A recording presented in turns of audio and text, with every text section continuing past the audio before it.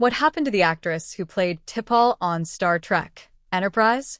She spent 4 years on the bridge of the most famous starship in television history, appeared on more magazine covers than almost any actress of her generation, and then, right when Hollywood expected her to cash in on that fame, she simply walked away.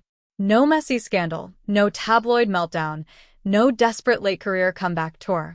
Just a quiet exit that left millions of Star Trek fans asking the same question for 2 decades. What actually happened to Jolene Blalock? Before she ever set foot on a starship, Blalock's path into show business was anything but typical. Born in San Diego, California, in March of 1975, she left home as a teenager to work as a professional model, spending years in Europe and Asia in front of fashion photographers rather than film cameras. It wasn't until a trip back to the United States in the late 1990s that acting even entered the picture. She took classes, tried a handful of small television appearances, and within a couple of years found herself cast opposite veteran performers Dennis Hopper and Frank Langella in a made-for-television film. It was a fast, almost accidental rise for someone who hadn't set out to become an actress at all, and it set the stage for the role that would define her career. When Paramount and the network UPN began developing a new Star Trek series in 2001, the stakes were enormous.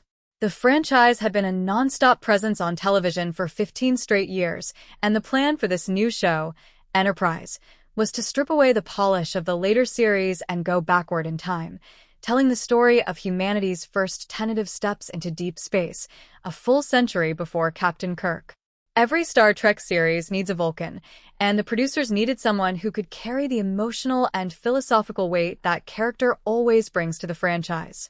That job went to Jolene Blalock, cast as Subcommander T'Pol, the science officer who reluctantly agrees to serve aboard the first human starship capable of Warp 5.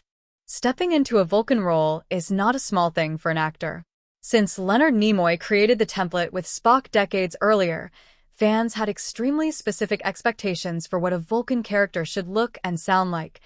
Total control, minimal emotion, and a kind of quiet intelligence that never tips over into being boring.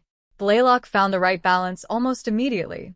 She played T'Pol with a coiled, watchful energy, someone who is clearly working hard, internally, to tolerate the impulsive humans surrounding her.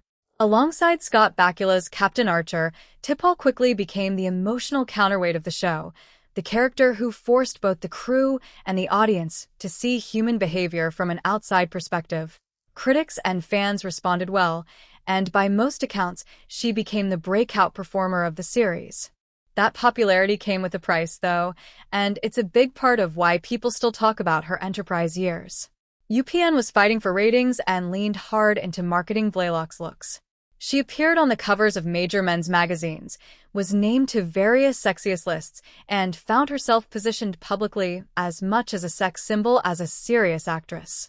On screen, this translated into things like the show's much-discussed decontamination chamber scenes, tight-fitting costumes, and storylines that leaned into physical intimacy far more than the character's dialogue or backstory ever really required.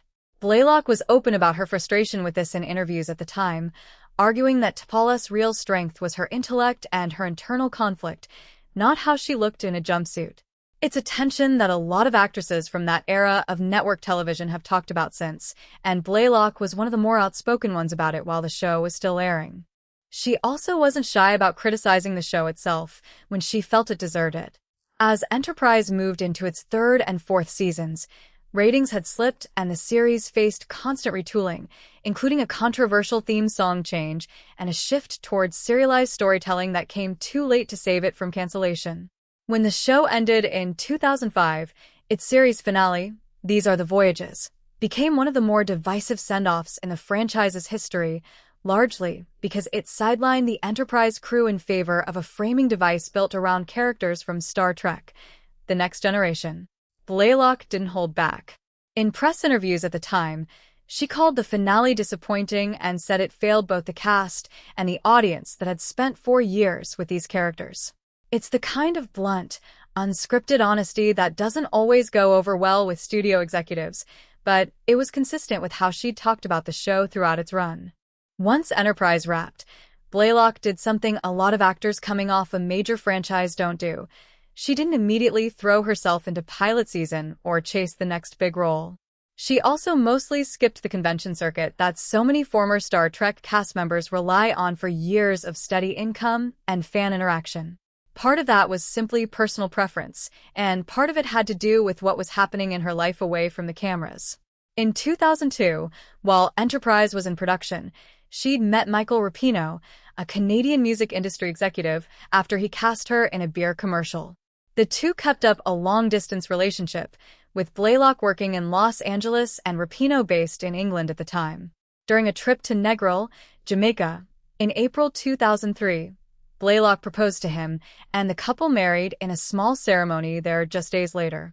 That marriage turned out to be a genuinely stabilizing force in her life at a moment when her career was at its most public and chaotic.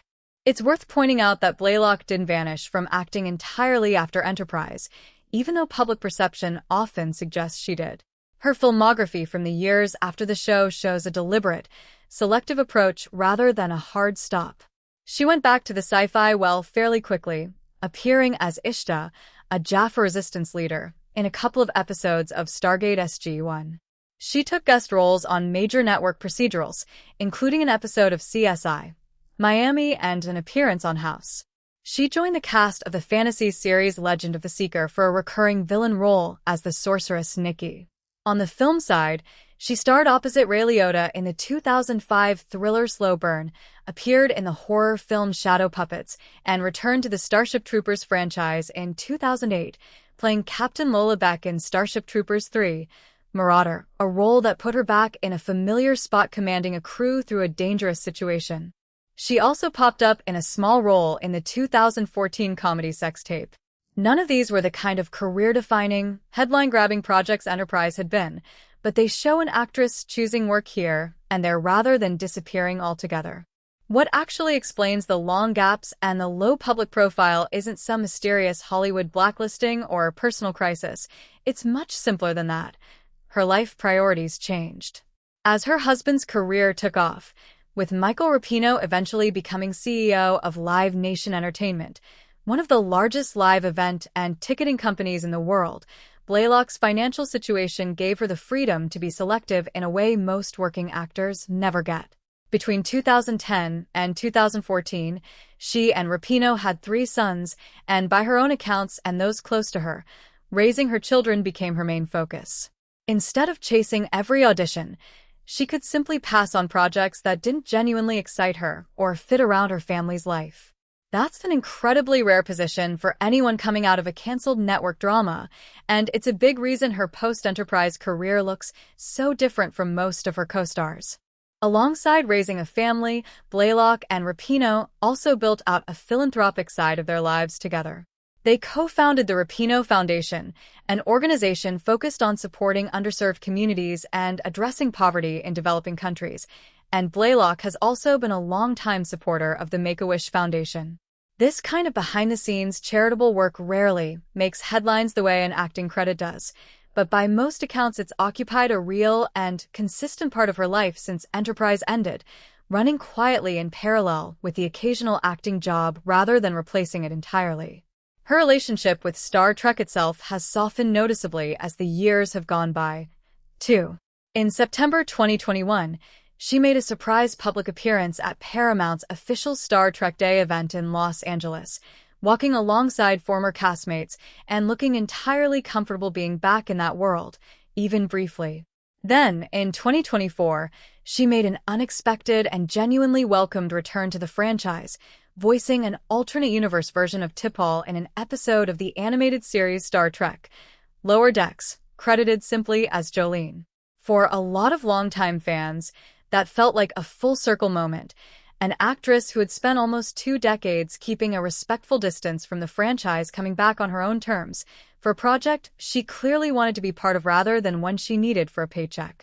Looking back at Enterprise now, more than 20 years after it premiered, the show itself has aged a lot better than its initial ratings and reviews suggested it would.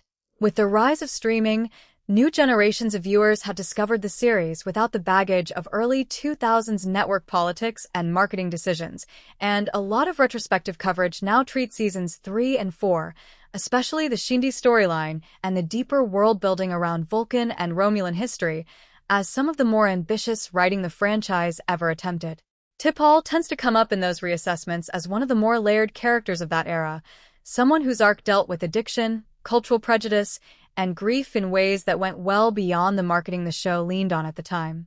That shift in how critics and fans talk about the character says a lot about how Blalock's performance has aged, even if the show around her didn't always give her the material she deserved. So, where does that leave the answer to the original question?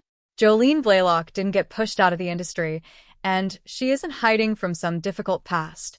She built a genuinely full life outside of acting, one built around her marriage, her 3 sons, and charitable work that mostly happens away from cameras, and she kept the door to acting open just enough to walk through it when something actually interested her, whether that was a guest spot on a hit procedural, a role in a cult sci-fi sequel, or a quiet return to voice the character that made her famous in the first place. It's not the typical story of a former television star chasing relevance, and that might be exactly why it stuck with fans for so long. She had one of the biggest platforms in science fiction television, used it while she had it, spoke honestly about its flaws even when that wasn't the comfortable thing to do, and then chose, deliberately, to build the rest of her life on her own terms rather than Hollywood's. That's the real story behind what happened to the actress who played T'Pol, and it's a reminder that not every former star's next chapter has to involve chasing the spotlight back. Sometimes walking away quietly on your own schedule is the more interesting ending. If you enjoyed learning about where Jolene Blalock ended up, let us know in the comments which other Star Trek actor's story you'd like us to cover next. And don't forget to like and subscribe for more deep dives into the people behind your favorite science fiction shows.